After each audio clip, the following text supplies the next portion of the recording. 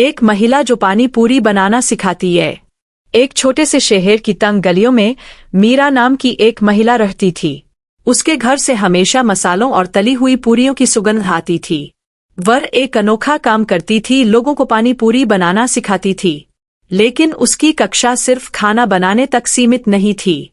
उसका छोटा सा आंगन, जहां क्लास लगती थी, जिज्ञासु शिष्यों से हमेशा भरा रहता था। सभी उसकी रहस्यमय मुस्कान और गहरी आंखों से आकर्षित होते थे। लोग कहते थे कि उसकी पानी पूरी में जादू है। एक दिन एक नौजवान लड़का, अर्जुन, उसकी क्लास में आया। वह बेरोजगार था और निराशा से भरा हुआ था। उसने सोचा, शायद यह हुनर सीखकर वह छोटी दुकान खोल लेगा। मीरा ने उसे चुपचाप देखा और स्वीकार कर लिया। पहले दिन उसने सभी शिष्यों को सिर्फ आटा गूंथना सिखाया। आटे में न तो जल्दबाजी हो, न ही आलस्य, वह बोली। इसकी मध्यमता ही सही पूरी बनाती है। जीवन भी ऐसा ही है। अगले सप्ताह उसने पूरी तलना सिखाई। कढ़ाई में तेल सही तापमान पर हो, यह जांचने का तरीका बताया। तेल बहुत गर्म होगा तो पूरी बाहर से जलेगी, अंदर से कच्ची रहेगी, मीरा समझाती थी। और ठंडे तेल में पूरी तेल सोख लेगी, भारी हो जाएगी। सही गर्माहट ही उसे हल्की और फूली हुई बनाती है। अर्जुन सोचने लगा, क्या यह सिर्फ पूरी की बात हो रही है? फिर आया पानी बनाने का चरण। यह सबसे रहस्यमय हिस्सा था। मीरा ने इमली, पुदीना, जीरा और कई गुप्त मसाले निकाले। यह पानी केवल स्वाद नहीं, इसमें संतुलन होता है, उसने कहा। खट्टा, मीठा, नमकीन, तीखा और ठंडा, सबका संतुलन। एक भी चीज अधिक हुई तो स्वाद बिगड़ जाएगा। अर्जुन ने पहली बार गौर से सुना। एक दिन अर्जुन से पूरी तलते समय चूक हो गई। पूरियां काली पड़ गईं। वह शर्मिंदा होकर माफी मांगने लगा। मीरा मुस्कुराई और बोली, इस कढ़ाई में तेल फेंको मत। इसे ठंडा होने दो, फिर छान लो। बुरा अनुभव भी एक सबक छोड़ जाता है। नया तेल डालो और फिर से शुरू करो। अर्जुन के लिए यह एक नया दृष्टिकोण था। धीरे धीरे कक्षाओं के दौरान मीरा छोटी छोटी कहानियां सुनाने लगी। वह किसान, मजदूर और घरेलू महिलाओं की कहानियां सुनाती, जिन्होंने छोटे छोटे प्रयासों से बड़ी सफलता पाई। अर्जुन समझ गया कि यह पाककला नहीं, जीवन कला का पाठ था। हर सबक जीवन के किसी पहलू से जुड़ा हुआ था।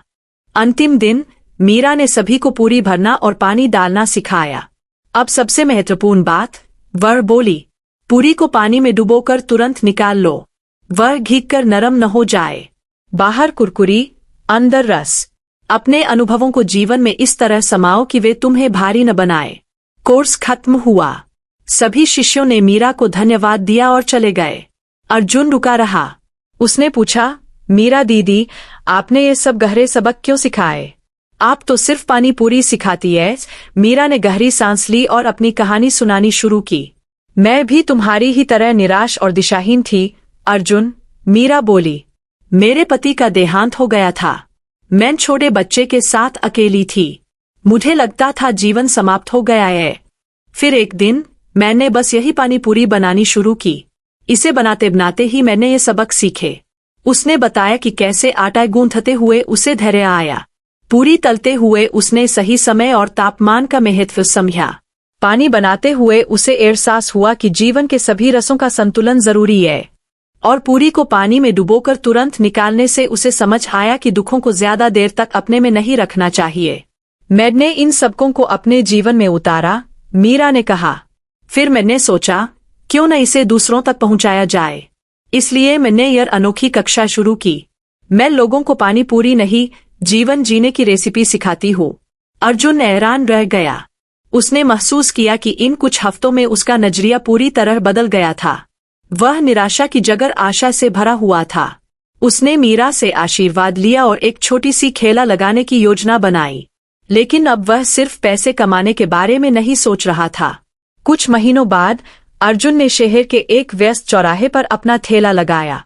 उसने उसे साफ सुथरा और आकर्षक बनाया। ठेले पर एक बोर्ड लगा था, जीवन की पानी पूरी। लोग उत्सुकता से आते। अर्जुन सिर्फ पानी पूरी ही नहीं बेचता था।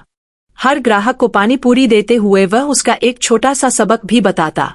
किसी को धैर्य की सीख देता तो किसी को संतुलन की। लोगों को उसकी पानी पूरी स्वादिष्ट लगती, लेकिन उसकी बातें दिल को छू जाती थीं। उसका खेला मशहूर हो गया। एक दिन एक उदास चेहरा लिए एक युवक उसके खेले पर आया। अर्जुन ने उसे पानी पूरी दी और कहा, भावया, जिंदगी की पूरी कभी एक जैसी नहीं तलती। कभी फूल जाती है, कभी सिकुड़ जाती है, पर हर बार नया तेल डालकर फिर से शुरू करने का मौका मिलता है। युवक की आंखें भर आईं। अर्जुन की ख्याति सुनकर एक दिन मीरा उसके खेले पर आई। वह दूर से खड़ी होकर उसे देखती रही। अर्जुन व्यस्त था, ग्राहकों से बातें कर रहा था, मुस्कुरा रहा था। मीरा के चेहरे पर संतुष्टि की मुस्कान थी। उसका सिखाया हुआ बीज अब एक पेड़ बन रहा था। शाम को जब थैला खाली हुआ, अर्जुन ने मीरा को देखा। वह दौड़कर उसके पास गया। दीदी, आप यहाँ देखिए, मैंने वही किया जो आपने सिखाया। मीरा ने उसके सिर पर हाथ फेरा और बोली, तुमने सिर्फ सीखा नहीं, आगे बढ़ा भी। यही तो असली शिक्षा है। अर्जुन ने मीरा से कहा कि वह भी कुछ बच्चों को मुफ्त में सिखाना चाहता है जो स्कूल नहीं जा पाते। उन्हें पानी पूरी बनाना सिखाएगा और साथ ही थोड़ी थोड़ी पढ़ाई भी कराएगा।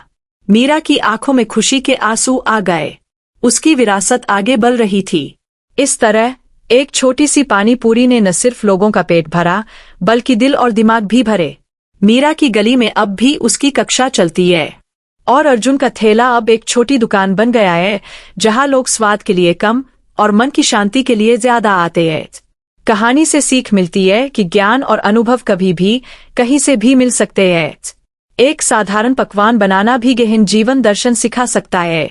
महत्वपूर्ण यह नहीं कि हम क्या सीख रहे हैं, बल्कि यह है कि हम उसे अपने जीवन में कैसे उतार रहे हैं और दूसरों तक कैसे पहुंचा रहे हैं।